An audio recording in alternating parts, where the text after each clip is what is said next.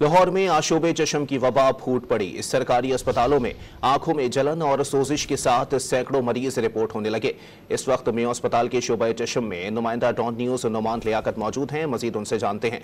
नुमान, क्या बताना है माहिरीन का आशोबे चश्म के हवाले से?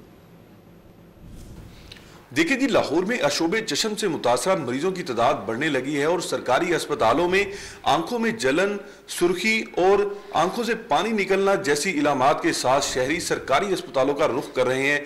मरीज बढ़ने की वजूहात क्या हैं? मेयो अस्पताल ऑप्थेल्मोलॉजी डिपार्टमेंट के head of department professor Nasir Chaudhary हमारे साथ मौजूद हैं। इस हवाले से इनसे बात करते हैं।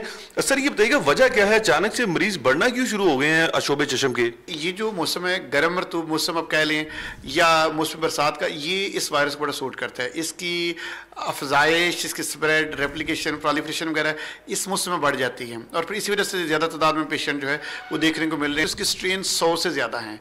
इसकी कुछ म्यूटेटेड स्ट्रेन हैं जिसकी वजह से जो प्रोलॉन्ग हो जाती हैं वो 14 दिन से 4 हफ्ते तक भी, और कई दफ़ा ये जो स्ट्रेन है 6-6 महीने तक जो है वो लोगों को बीच में इस प्रॉब्लम का सामना करना पड़ता है। लेकिन जो इसकी प्रेजेंटेशन है, सुर्खी, खारिश, बहुत ज़्यादा दर्द, पानी निकलना, आंखों में सूजन, बहुत ज़्यादा सोलन लिड्स, और फिर ये कई दफ़े इसके साथ गला ख़राब और फीवर भी साथ होता है।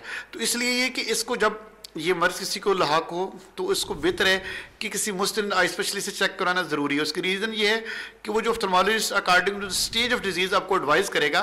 प्रिवेंशन के अलावा, प्रिवेंशन तो आपने करनी है, ठीक है, प्रिवेंशन के एडवाइस करेगा कि किस स्टेज के मुताबिक, जैसे अगर कोई डीकंजेस्टेंट ड्रॉप हैं, सिंपल टीयर्स हैं, ठीक है, इस तरह की चीज़ें जो है वो इस्तेमाल करके इसकी फर्दर जो है इसकी जो कॉम्प्लिकेशंस